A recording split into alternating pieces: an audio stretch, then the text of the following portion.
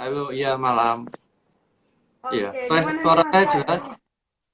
jelas, jelas suara saya Iya, jelas kan? maaf agak gak enak badan soalnya.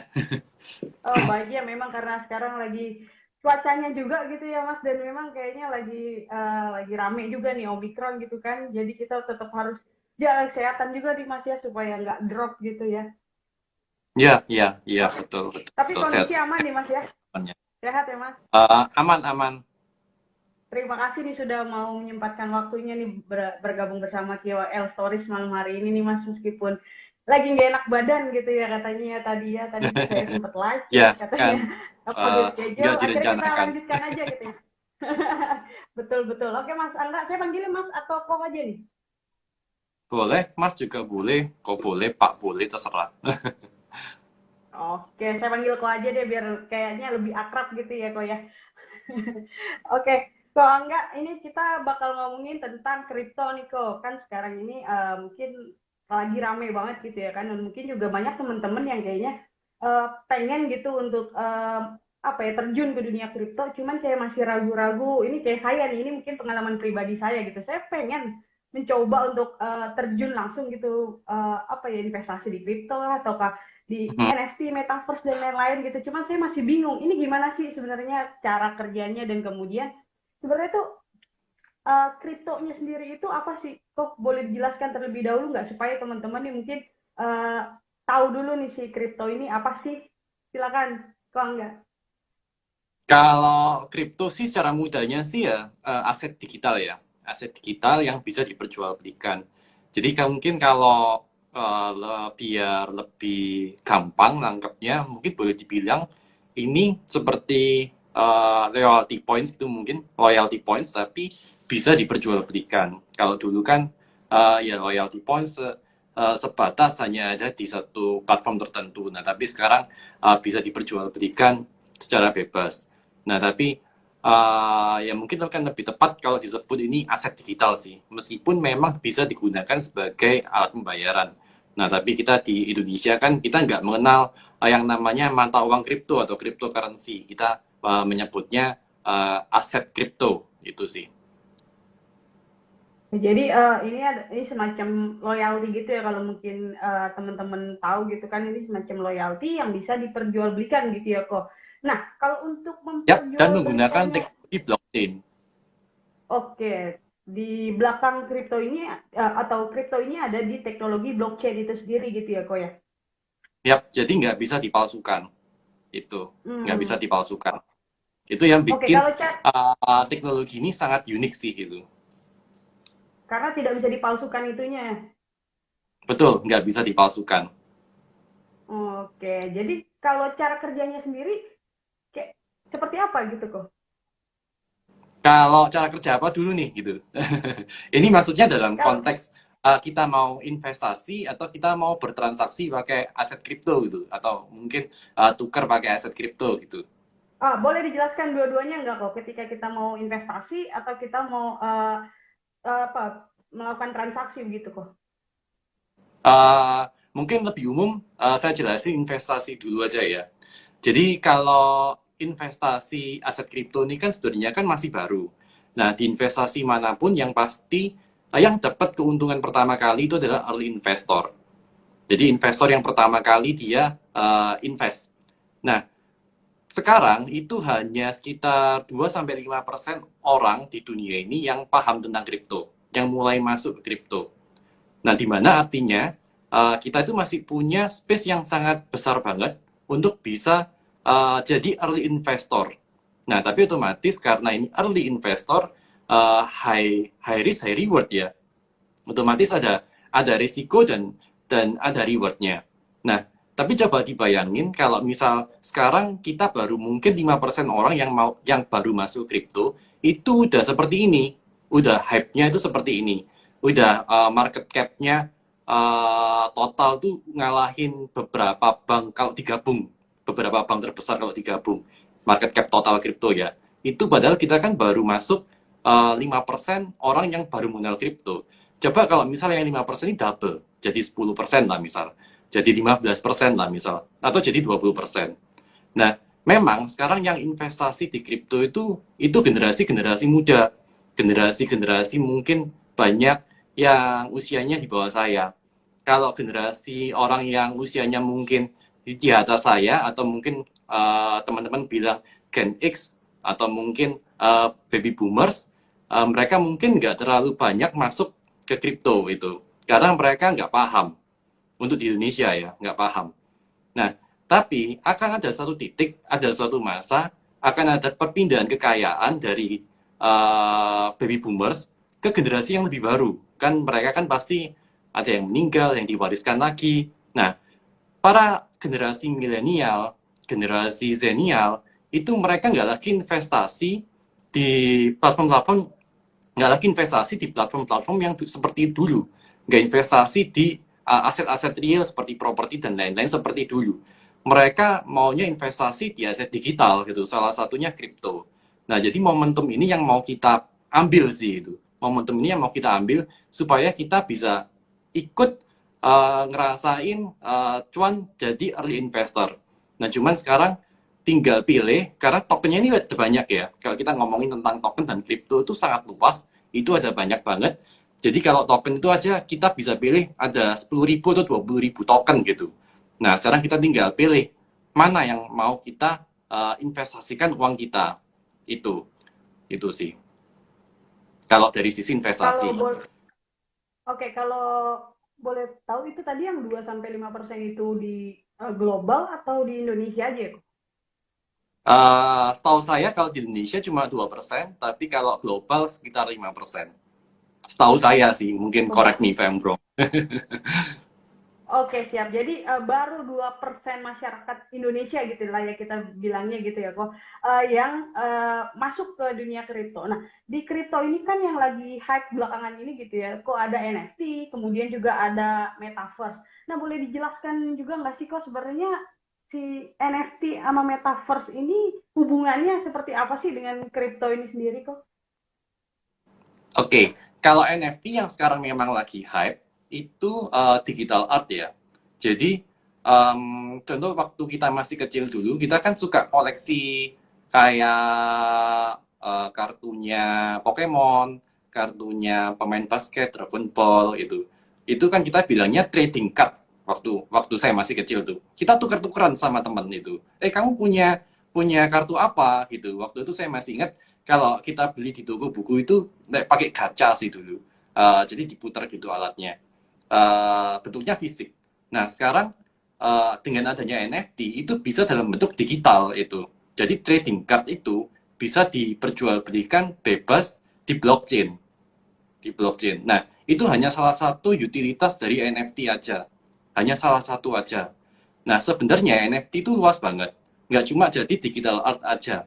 Tapi bisa juga sebagai akses masuk ke suatu platform atau website. Itu bisa. Jadi, kalau di Dubai ya, kalau di Dubai atau luar negeri, itu mereka sudah mulai menggunakan NFT sebagai sertifikat.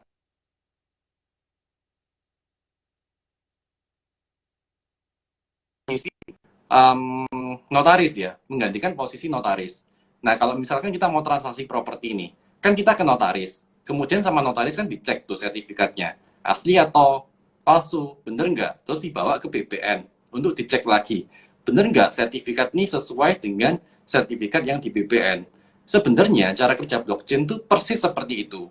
Nah, cuman dengan teknologi blockchain, kita nggak usah perantara-perantara itu lagi. Kita bisa langsung transaksi, dicek oleh validator di blockchain, namanya miner. Kalau oke, bisa jalan transaksinya. Itu sih. Jadi NFT itu luas banget. Nggak cuman sebagai digital art aja, tapi macam-macam. Jadi kunci rumah juga bisa. Jadi bukti kepemilikan atas sesuatu, kwitansi itu juga bisa. Itu. Cuman yang memang bikin hype Oke, jadi adalah digital art sekarang. Itu. oke, jadi kalau yang sekarang hype itu digital art, cuman sebenarnya NFT itu bisa jadi apapun gitu ya, kok yang mungkin sering dijadikan itu mungkin bukti kepemilikan mungkin gitu ya, kok ya, atas Ya, sebuah bukti kepemilikan. uh, mm-mm. Oke, oke. Bukti Nah, kalau kepemilikan untuk atas aset. oke, oke. Nah, Kalau kalau metaverse-nya sendiri metaverse, kok, kalau metaverse itu tetap sama berhubungan dengan NFT. Tadi kan saya udah bilang, kalau NFT ini adalah bukti kepemilikan atas suatu aset. Nah, metaverse itu kurang lebih boleh dibilang kalau sekarang ya, itu kayak dunia game gitu sih. Kayak Decentraland, itu kan game. Sandbox, itu kan game. Terus kemudian ada game-game yang lainnya lagi. Nah, dulu kalau saya masih kecil, kayak saya sukanya main game, saya kaya di game, ya kayaknya cuma terbatas di game aja. Nggak bisa itu. Poin yang ada di game saya keluarkan, terus saya dapat item, saya keluarkan, saya tuker-tukerin sama temen, itu nggak bisa. Nah, tapi dengan adanya teknologi blockchain, Web3, bisa metaverse, aset game itu bisa dijadikan dalam bentuk NFT. Nah, yang nanti NFT ini bisa dikeluarkan untuk dijual di marketplace ke orang-orang lain, gitu. Nah, jadi sekarang kita kalau gamer, kita nggak hanya kayak dari nggak hanya kaya di game aja, tapi di dunia nyata kita juga bisa kaya. Bahkan setahu saya nih, itu ada bandar game sekarang. Bandarnya dunia game. Mereka yang akuisisi aset-aset game. Jadi aset game ini kan banyak, ada yang langka juga. Jadi mereka akuisisi. Akuisisi aset-aset game itu namanya guild game. Kalau yang paling terkenal namanya Yield Guild Games, mereka dari India kalau nggak salah. Jadi mereka akuisisi aset NFT untuk kemudian disewakan lagi ke game, ke gamers. Karena gamers kalau kita mau main, misalnya mau main XC aja, itu kan lumayan. Biayanya kan gede tuh kalau kita main sendiri. Nah, tapi dengan adanya Yield Guild Games tadi itu, kita bisa nyewa ke mereka nanti dengan sistem profit sharing. Dan ini,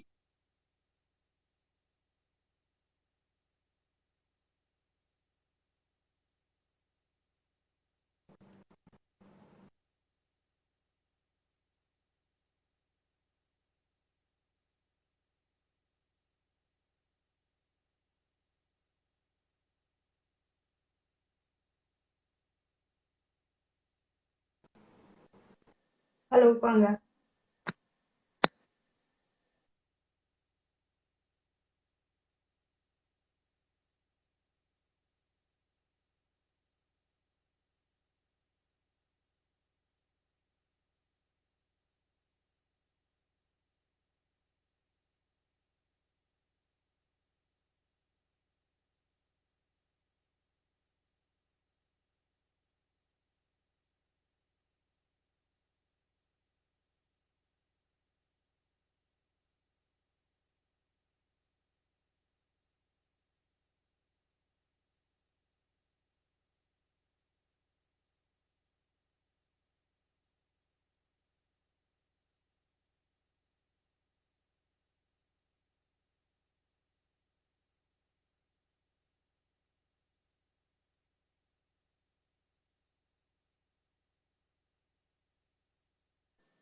Oke, kita tunggu. maaf Halo, terputus, kok internetnya tiba-tiba terputus. Tadi sampai mana jadi ya halo, saya ya? Kak. Sampai mana ya kita Eh, ngobrolnya tadi ya? jadi bandar games gitu ya, kok ya di India ya kata Ko Angga. Yap, Yang yap, disewakan. namanya Yield Guild Games. Jadi kalau kita mau main game kan aksi aja itu kan biayanya besar. Nah, kita dengan jadi scholarnya di Yield Guild Games itu kita bisa bisa pakai sistem profit sharing sih. Dan ini jadi ekonomi yang benar-benar hidup. Banyak orang yang menggantungkan hidup dari sini gitu, dari India, dari Vietnam itu mereka banyak yang menggantungkan hidup dari dunia game ini. Itu dan itu unik banget sih. Tapi metaverse nggak cuma terbatas di dunia game aja. Saya yakin metaverse nanti bisa bisa sampai ke luas lah, bisa sampai ke pariwisata, bisa sampai ke workplace juga. Gitu.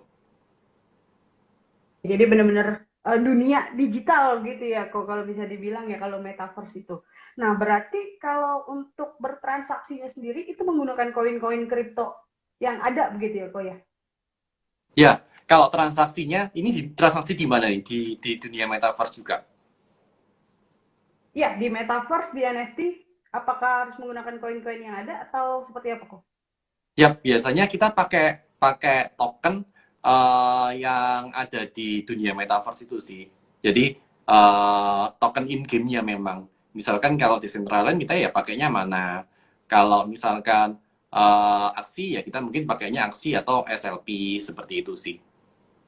Jadi memang dengan token yang Nah, kalau di hidup dunia itu. Oke, jadi memang yang ada di dunia itu tokennya apa itu yang bisa digunakan untuk transaksi begitu ya kok? Yap, yap, yap. Oke, oke. Nah, kok kalau eh, kita kan sekarang banyak banget nih token-token baru ataupun kayak mungkin muncul NFT, metaverse. Nah, sebelum kita masuk itu semua, eh, sebaiknya nih kok untuk yang baru mau memulai, apa dulu sih step-stepnya yang harus dilakukan? Apakah mengetahui dulu lebih dalam terkait tentang blockchain atau pahami dulu apa koin-koin apa aja yang mungkin memang punya fundamental yang atau punya di balik layarnya itu ada siapa gitu atau kayak Bitcoin kan atau Ethereum mungkin yang sekarang lagi yang saya tahu gitu kan. Nah kalau yang lain-lain kalau memang baru mau masuk gitu kalau kata Diko Angga bilang jadi early investor gitu kan. Nah itu supaya kita tahu nantinya yang mana yang bakal apa yang bakal hype gitu atau yang bakal membesar gitu itu kira-kira sebaiknya kita melakukan apa dulu sih kok? Oke, jadi buat pemula ya, buat pemula, memang dunia ini memang luas banget, dunia kripto itu saya yakin pasti mereka bingung. Termasuk saya dulu waktu pertama kali juga bingung ada ini ada itu. Tapi kalau saran saya yang penting nyemplung duluan sih, nyemplung duluan, tentu dengan riset ya, cari informasi. Nyemplung sendiri, jangan nyemplung karena diajakin sama teman investasi di suatu tempat tertentu gitu. Karena saya yakin nggak ada yang ngajak-ngajak sih di kripto gitu. Tapi kita bisa mulai dari investasi di Bitcoin dulu misal, di Bitcoin dulu. Coba kita mulai dari Bitcoin dulu. Kita amati pergerakan harganya sambil kita belajar Bitcoin itu apa. Terus kemudian kita mulai nyoba mungkin ke top 5 market cap, terus ke top 100 market cap sambil kita belajar. Jadi sambil menyelam minum air sih. Jadi kita tujuannya belajar dulu yang pertama. Kalau untuk teman-teman yang pertama jangan jangan takut loss, jangan takut loss karena kita tujuannya itu untuk belajar dulu sambil investasi sambil kita ngumpulin ilmunya gitu. Karena ngumpulin ilmu itu nggak bisa dalam waktu singkat gitu, nggak bisa dalam waktu misalkan 1 bulan, 2 bulan. Mungkin sebuah ilmu itu adalah compounding dari apa yang kita dapat bertahun-tahun. Jadi mulai nyemplung dulu aja, mulai nyemplung dulu. Karena di crypto ini luas banget. Kita nggak cuma trade, nggak cuma trading aja, tapi kita bisa misalkan ikut IEO, kalau di saham istilahnya IPO ya, bisa ikut launchpad, bisa ikut whitelist NFT, bisa beli aset digital tadi yang kita ngomong tentang dunia metaverse itu, bisa dengan jadi gamer, bisa jadi dengan jadi gamersnya, mainin gamenya gitu. Jadi luas banget sih di sini. Ada yang main futures itu, main dengan leverage. Jadi kita cobain aja satu-satu untuk tahu kita ini cocoknya di mana gitu. Nah, tapi sebuah pemahaman yang salah kalau orang mau masuk kripto karena pingin misalkan hari ini dia depo 1 juta, pinginnya besok jadi 10 juta gitu. Nah, jadi jangan pernah punya pikiran seperti itu gitu. Memang mungkin bisa jadi 10 juta, tapi habis juga bisa. Habis juga bisa. Nah, tapi Ya, yang penting intinya dengan uang dingin. uh, oke Yang betul penting itu dengan yang uang paling dingin penting ya dulu kok. dan belajar. Cari tahu mana yang cocok buat kita itu. Eh, ada yang sukanya main staking aja, investasi. Ada yang jadi miner malah, beli alat-alatnya. Jadi memang dunia ini luas banget kalau kita mau ngomongin secara general ya gitu. Itu. Nah, sementara mungkin orang-orang pahamnya hanya di trade aja itu sih. Oke, jadi intinya nyemplung aja dulu gitu ya. Intinya sama kayak saham sebenarnya kok ya. Jadi kita coba Mhm. dulu aja gitu, kita pelajari seperti apa behavior di investasinya kalau mau tahu gitu kan. Yap, Jadi kedepannya kita sudah tahu jalannya mau gimana gitu ya. Yang betul, penting betul, jangan betul. ikut-ikutan gitu ya kok. Ya, Dan loss nggak kayaknya kalau di apa-apa. kripto Justru emang nggak ada dengan kita ikut-ikutan ya. loss, kita rugi itu kita belajar. Loss nggak apa-apa. Justru dengan kita loss, kita rugi itu kita belajar sih gitu. Ya, betul. Jadi itulah modal awal kita gitu ya kok. Modalnya untuk belajar gitu ya kok, bukan untuk di awal itu jangan kepikiran untuk tahu-tahu untung gitu ya. Itu yang bikin nyesek kadang-kadang gitu Betul, kan. Oke, betul, betul, oke kok. betul. Kalau dikasih cuan terus nggak belajar. Betul. Keenakan malahan ya kok ya. Oke nih kok, kemudian Mm-mm. kok kalau dilihat kan kripto ini kan fluktuatif banget gitu ya kok. Nah tipsnya nih buat teman-teman yang mau mulai juga, kira-kira seperti apa sih kok kalau untuk berinvestasi di kripto? Oke. Jadi kalau kita mau investasi di kripto, kita harus investasi jangka panjang sih. Karena dengan memang kalau kita ngomongin tentang kripto itu memang sangat volatile. Mau naik turun 30, 40, 50% sehari nggak ada yang ngurus gitu. Kalau disahamkan ada regulatornya, ada BI yang kasih auto reject atas dan bawah. Kalau di kripto nggak ada, mau sekarang turun 60%, detik ini bisa, mau detik depan naik 50% lagi, itu bisa dan very memungkinkan di kripto. Jadi kita investasi jangka panjang. Nah memang contoh gini, kayak Bitcoin, Bitcoin itu kan sangat fluktuatif, naik turun. Orang bilang dangerous, orang bilang beresiko gitu. Tapi kalau kita tarik dengan timeline yang lebih panjang lagi, dalam jangka waktu 1 bulan mungkin volatile. Tapi dalam jangka waktu 1 tahun, 2 tahun, 3 tahun, bahkan 4 tahun, 5 tahun, Bitcoin selalu bullish, Bitcoin selalu naik. Tidak, tidak pernah, ya pernah turun, tapi secara tren dia selalu bullish sampai hari ini. Itu, sampai hari ini. Dengan timeline yang panjang. Nah, cuman kebanyakan kita itu maunya investasi, tapi pikirannya, mindsetnya masih spekulasi atau gambling gitu. Jadi pinginnya hari ini deposit, besok udah cuan gitu. Besok mungkin bisa jadi crazy rich gitu, nggak kayak gitu itu sih. Jadi kita pakai uang dingin, kita investasi jangka panjang. Nah, contoh misalkan saya kalau investasi di Bitcoin, saya investasi sampai 2030 gitu. Time frame-nya sangat panjang banget. Dengan time frame yang panjang, resiko kita jadi lebih lebih turun sih gitu. Dengan time frame yang panjang. Juga kita bisa pakai Ya, strategi yang paling simpel. Jadi dengan dollar cost averaging aja. Ada uang berapa, dicicil, beli nyicil gitu. Beli nyicil di harga berapapun. Karena kita investasinya jangka panjang. oke, jadi intinya kalau mau investasi di kripto itu jangka panjang gitu kan. Namanya investasi gitu kan, bukan trader gitu atau scalper kalau di saham mungkin gitu ya kok. Jadi memang Yap, waktunya kalau mau panjang scalping gitu. di kripto juga bisa. Kalau mau scalping di Oh. kripto. Nah, Mhm. makanya tadi saya bilang teman-teman cocoknya di mana gitu. Kalau saya kebetulan nggak cocok di scalping gitu karena saya bukan tipe orang yang liatin monitor monitor terus, liatin candle terus gitu. Saya tipe Hmm. investasi aja gitu. Tapi ada teman-teman yang dia suka scalping dan dia bisa cuan dari situ. Dia cocok di sana, why not? Itu nggak ada yang salah itu. Itu sih. Nah, jadi mungkin kebiasaan saya dengan kebiasaan teman lain itu pasti berbeda gitu. Nah, jadi kita cari resep yang cocok buat kita sendiri sih itu.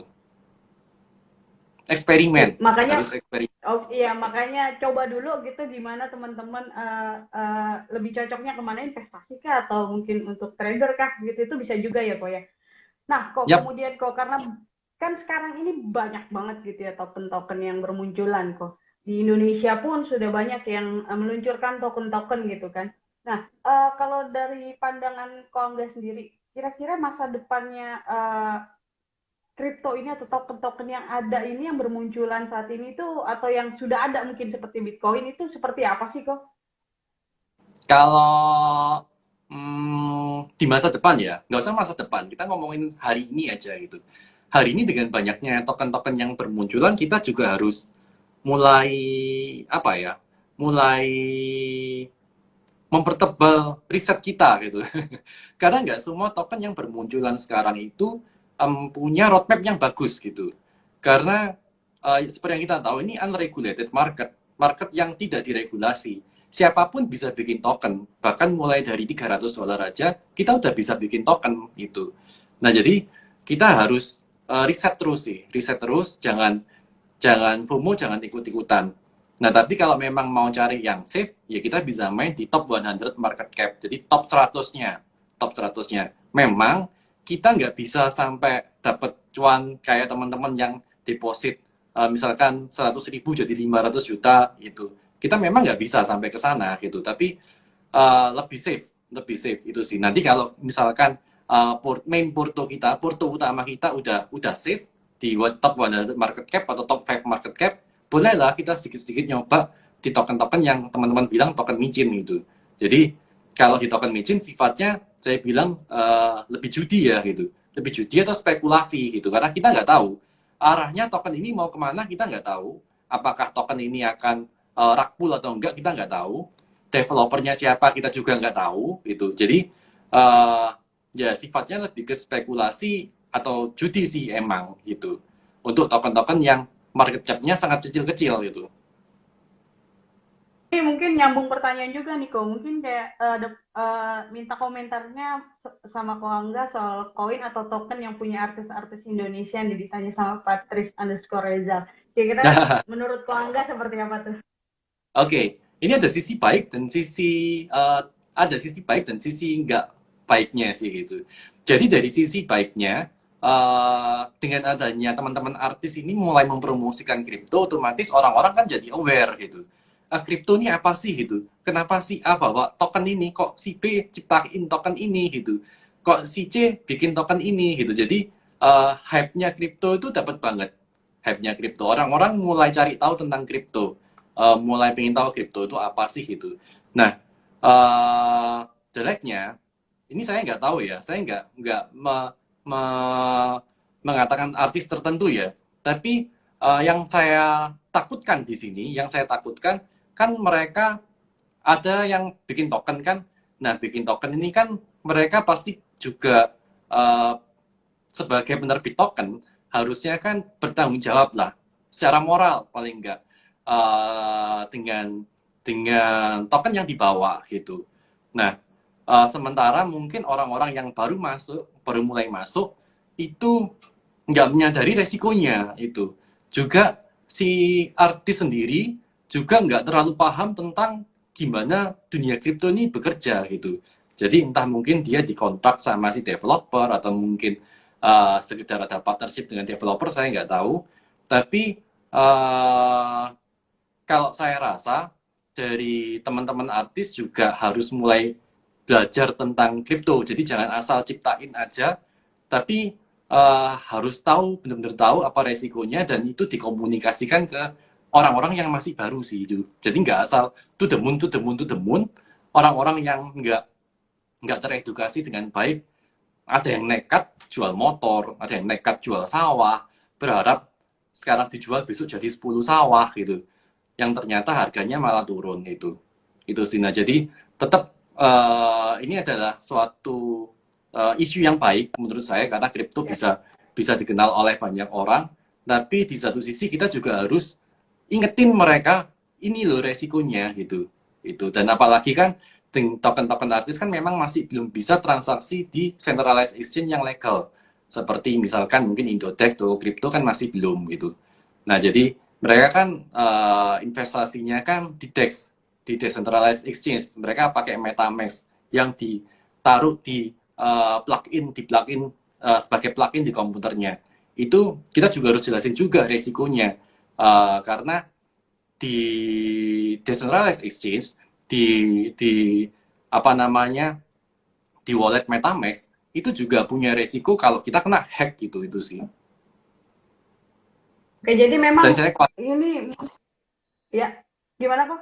Dan saya khawatirnya kalau kalau orang-orang tidak teredukasi dengan baik, pinginnya hanya to the moon aja, khawatirnya uang uang investor ini banyak yang hilang gitu. Banyak yang hilang nggak hanya karena harga tokennya turun ya, tapi hilang karena salah penanganan waktu ada di decentralized exchange gitu. Waktu kita pakai MetaMask atau pakai walletnya gitu. Itu sih. Jadi memang ada dua sisi gitu ya, Kowe. Jadi yang satu memang untuk bagus memperkenalkan, mensosialisasikan kripto ke masyarakat gitu.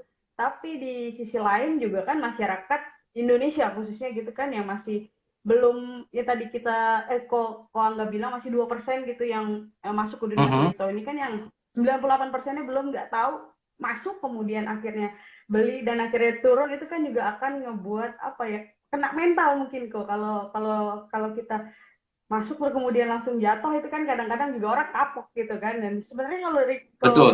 Angga sendiri kalau Angga sendiri melihatnya itu sebaiknya apa ya, masyarakat ini kalau untuk berinvestasi di token-token milik artis-artis Indonesia ini, kalau menurut Ko Angga itu seperti apa kok?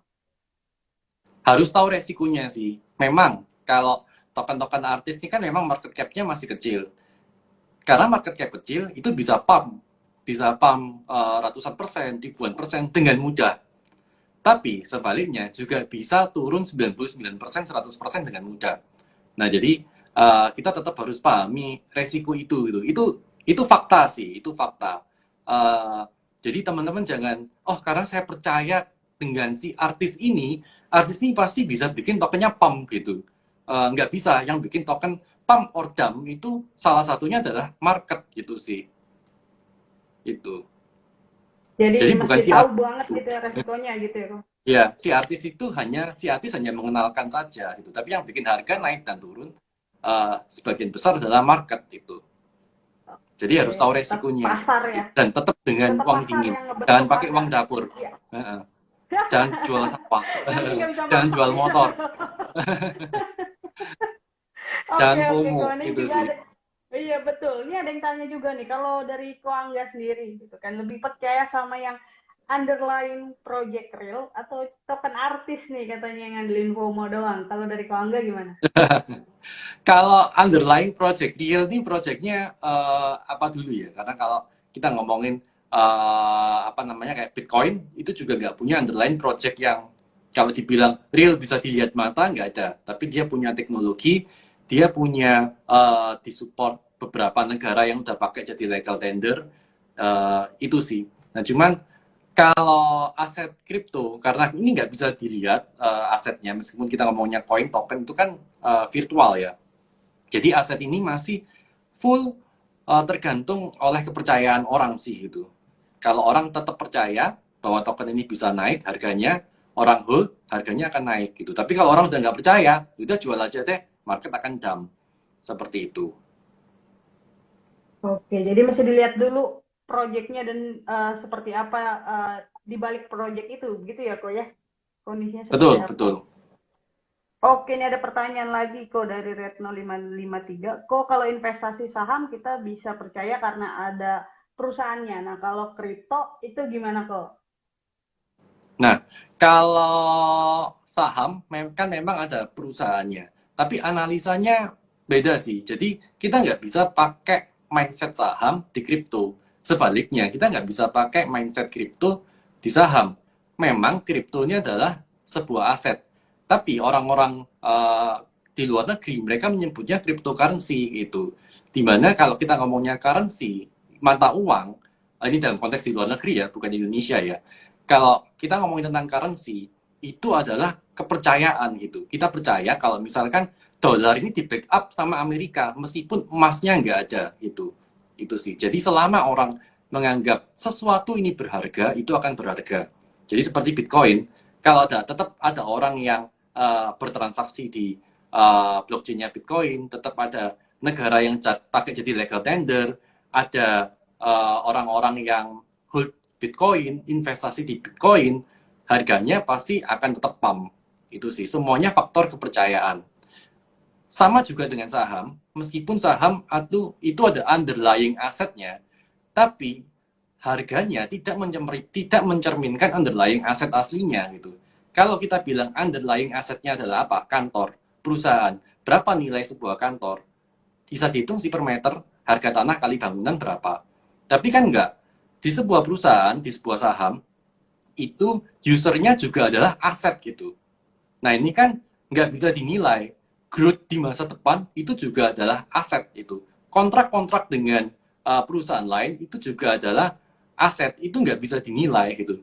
Bagaimana misalkan seperti Gojek, Tokopedia, dan startup lain itu dinilai jutaan dolar, sementara underlying asetnya yang berupa bangunan dan lain sebagainya bisa kita hitung dengan materi ya, itu nggak sampai jutaan dolar. Jadi karena itu adalah kepercayaan bahwa ada visi yang mau investasi jutaan dolar di perusahaan ini, ada growth, ada user yang banyak dan di masa depan bisa mendatangkan income, itu kan kepercayaan juga gitu sih. Jadi di era ini, di masa ini investasi kita based on kepercayaan itu. Oke, jadi modalnya apa ya? Intinya kepercayaan aja gitu ya. Kalau memang demand-nya masih ada gitu kan, token itu akan terus meningkat gitu ya, kok ya.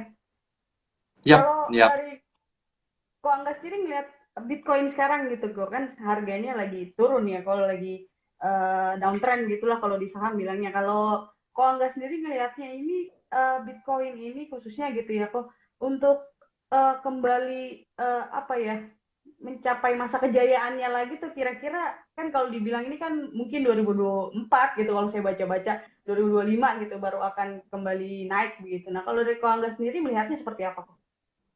Oke, kita dapat angka 2004, 2005 itu kan karena angka dari Bitcoin halving ya. Jadi di mana reward miner berkurang separuh. Nah, di mana itu baru terjadi 3 atau 4 kali kalau nggak salah, kalau saya nggak salah ingat. Eh, yang mana mungkin keadaannya beda dengan halving yang kemarin, dengan halving yang sekarang, itu keadaannya beda. Karena yang sekarang udah ada yang namanya ETF Bitcoin. Kalau di Amerika baru ada ETF futures. Tapi ETF dalam bentuk Bitcoin ini di Kanada dan kalau nggak salah di Australia itu sudah ada gitu. Terus kemudian ada investor institusi yang masuk ke Bitcoin. Terus kemudian ada negara yang jadiin ini sebagai legal tender, bahkan backup utangnya gitu, seperti El Salvador. Jadi keadaannya memang uh, beda banget dengan halving yang kemarin sih gitu. Nah kita nggak tahu isu-isu yang di depan ini apa gitu. Karena balik lagi yang saya bilang, ini based on kepercayaan gitu. Jadi kalau misalkan ada perang, orang khawatir, orang lepas Bitcoin, harganya otomatis akan turun. Tapi kalau misalkan di masa depan ternyata siapa tahu, kita kan nggak pernah tahu nih, siapa tahu ternyata kebijakan kripto di Amerika lebih melunak, terus kemudian mungkin Federal Reserve mungkin punya Bitcoin juga gitu, itu kan jadi suatu hal yang sangat beda itu sih. Jadi mungkin naik turunnya harga Bitcoin selain karena data historis halving tadi itu, tapi juga akan dipengaruhi oleh keputusan para politisi sekarang dan keputusan para trader institusi gitu. Karena yang punya market, Oke. yang mainin market mau naik atau turun itu adalah trader institusi yang mereka bisa transaksi Bitcoin uh, jutaan kali lipat lebih banyak daripada kita. Tergantung sama yang punya big money begitu lah ya kok ya, sama aja kayak di saham juga begitu kan ya kok ya. Ya, kalau di saham Mau mungkin dibawa orang-orang kemana? bilang bandarnya gitu. Tapi kalau Ya. kita di kripto kita bilangnya pausnya gitu. Oke, siap. Jadi tergantung pausnya nih mau gimana. Jadi nanti harga Bitcoin ya tergantung putusan paus mau dibawa kemana gitu ya. Oke, kok ini ada pertanyaan lagi. Ada pertanyaan, bukan pertanyaan sih, lebih kayak minta nih dibahas tentang Plus token. Gimana Apa? nih kalau pandangan Plus, PLAS, token? Oh, sorry kalau Wah, saya salah saya nggak baca. pernah tahu kebetulan. Jadi di kripto ini Oh kan ada gitu, banyak, oke. ada ribuan. Jadi nggak mungkin saya pelajarin satu-satu sih. Tapi untuk aset yang saya hold, saya pasti pelajarin itu. Kalau plus token saya Oh, belum pernah tahu sih itu. oke, siap. Jadi kita skip aja. Mohon maaf nih karena kalau nggak tahu jadi kita tanya terkait micin Shiba katanya kok. Kalau micin Shiba menurut ko Angga seperti apa ke depannya? Silakan Micin kok. Shiba terus terang saya juga jarang bermain micin sih gitu. Jadi yang tadi saya bilang itu kita harus cari apa ya pola yang cocok buat kita sih. Ada teman-teman yang suka main airdrop, ada yang suka main token-token micin seperti ini. Tapi kalau saya lebih suka investasi token yang kasih uang ke saya passively gitu, secara pasif itu sih. Nggak trade juga, tapi secara pasif dia kasih uang ke saya gitu. Dan kita kebanyakan mainnya di decentralized exchange itu. Jadi ada misalkan kalau ada token yang mau launch, saya bisa beli, terus kemudian dia waktu listing di exchange, saya bisa jual, seperti itu sih. Jadi, saya lebih suka main di token atau investasi di token yang punya seperti itu sih, datengin passive income buat saya. Karena saya investasi jangka Oh, panjang, itu. Dan token yang saya hold nggak banyak token yang saya hold. oke. Jadi kalau Kok Angga lebih yang ke passive income gitu ya, mengincarnya Ya, tekun-tekun yang ngasih passive income. betul, Oke nih, betul, kok ada betul. pertanyaan juga. Kok apa aja kripto yang bagus di hold jangka panjang? Kalau yang jangka panjang otomatis pasti Bitcoin sih. Bitcoin hold dulu. Eh, Kenapa saya suka Bitcoin? Karena Bitcoin kan sudah diterima di berbagai negara, terus kemudian Bitcoin itu juga bisa kita jaminkan. Tapi di exchanger luar negeri ya. Kalau di exchanger lokal saya belum lihat sih. Jadi bisa kita jaminkan juga Bitcoin, ada juga BNB. Kalau saya sih sukanya token-token exchanger sih. Jadi seperti misalkan BNB saya taruh di Binance, ada punyanya Bit di Bybit, terus ada MX di Maxi. Karena token-token itu yang bisa kasih saya uang tiap hari gitu. Jadi saya nggak nunggu kapan token harganya naik itu. Mau naik mau turun saya nggak urusan. Selama dia hari ini masih bisa kasih makan saya. Itu sih. Saya anggap kayak dalam tanda kutip deposito kripto sih itu. Oke, jadi yang bentuknya kayak deposito gitu ya kok. Nah tapi Ya kalau yang deposito tadi kripto. kok Dalam tanda kalau kutip Angga ya. sebut siap, yang kalau Angga sebut itu semuanya top 100 atau gimana kok? Eh Kayaknya kebetulan semuanya top 100 sih. Karena token exchanger. Jadi token token yang memang diterbitkan oleh si exchange sendiri. Nah, tadi kan teman-teman tanya nih, ada yang tanya, kalau kripto apa namanya underlying asetnya apa? Nah, kalau mau cari yang punya underlying aset, token exchanger, token exchanger. Jadi misalkan BNB kan kan diterbitkan sama Binance. Terus kalau kita hold di Binance, kita kan dapat banyak benefit gitu. Meskipun Binance sampai hari ini masih belum bisa regulated di Indonesia sih gitu. Tapi ya selama dia kasih saya uang dan dia tidak scam, kalau saya pribadi loh ini ya, ya why not itu sih itu. Oke, jadi itu ya jawabannya teman-teman. Kok ini mungkin karena waktunya sudah mau 1 jam nih, kita kayaknya sudah 1 jam ngobrol gitu ya kok. Nggak berasa, ini saya mau tanya aja ke Koangga Boleh. sendiri. Eh, Harapannya kok buat industri kripto ataupun apa ya namanya ini ya? Apa ya? Blockchain enggak ya? Apa ya? Saya namanya industri kripto aja ya kok ya. Hmm, hmm, hmm, hmm. Ya, Oke. industri kripto di Indonesia khususnya itu seperti apa kok? Kalau harapan saya ke depannya sih mungkin eh dari exchanger yang di luar negeri yang kita pakai sekarang bisa komunikasi dengan Bapepti yang ada di Indonesia, biar mereka bisa regulated di sini sih itu. Jadi sama-sama saling saling tukar pikiran biar exchanger luar juga bisa regulated di sini, bisa Bapepti di sini, mereka juga bayar pajak di sini gitu. Pajak kita juga jelas di sini. Pajak untuk aset kripto di Indonesia jadi lebih jelas. Enggak, karena kita sekarang ini saat ini jujur kita ada di gray area gitu. Kita ada di area abu-abu itu. Baik token-token artis juga ada di gray area, di area abu-abu. Dibilang ilegal tidak, dibilang ilegal iya gitu. Eh, Semua exchanger, hampir semua exchanger juga itu yang nggak bapepti ya. Mereka ada di gray area gitu itu sih. Nah yang saya harap kedepannya gray area ini nggak ada gitu. Jadi semakin tipis lah gray area dan kita dari komunitas kripto, dari exchanger kripto semuanya semuanya justru pinginnya diregulasi gitu biar biar kita punya legal standing yang jelas, biar kita ini bisa investasi tanpa khawatir itu sih.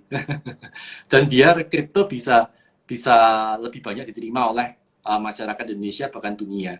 Dan kalau kita ngomongin aset kripto dari Indonesia, saya bersyukur banget udah banyak yang tembus luar negeri bahkan diakui seperti NFT Karafuru dan lain-lain. Mereka udah tembus luar negeri dan diakui di sana itu sangat. Jadi kita justru dengan adanya teknologi blockchain dan kripto itu buka pintu sih buat kita orang Indonesia, masyarakat Indonesia punya pintu ke luar negeri gitu, punya pintu akses ke investor luar itu sih. Kalau yang dulu kita nggak punya pintu itu, sekarang ibaratnya dengan adanya kripto, adanya blockchain, kita punya pintu kemana saja gitu. Jadi kayak ada Doraemon gitu ya, kok punya pintu kemana saja kita gitu ya, dengan adanya Iya, blockchain iya, ini. Jadi mempermudah. Dan betul. sebenarnya ini perlu dukungan dari regulator gitu ya, kok terkait dengan Yap, blockchain ini gitu ya. Karena teman-teman juga yang sudah investasi ataupun yang sudah berkecimpung di dunia ini butuh juga nih kayak legalitasnya nih supaya memang didukung lah gitu ya kan apa yang dilakukannya yang mungkin juga banyak yang berprestasi di dunia gitu ya pada akhirnya. Oke, terima kasih Ko Angga atas ilmunya pada malam hari ini. Terima kasih juga sudah menyempatkan waktu untuk bergabung bersama Warta Ekonomi untuk ngobrol-ngobrol, berbagi ilmu. Semoga cepat sehat kok, semoga ya, sukses terus. sama-sama. Sehat selalu semuanya. Terima kasih banyak Ko Angga Terima sekali lagi. kasih. Terima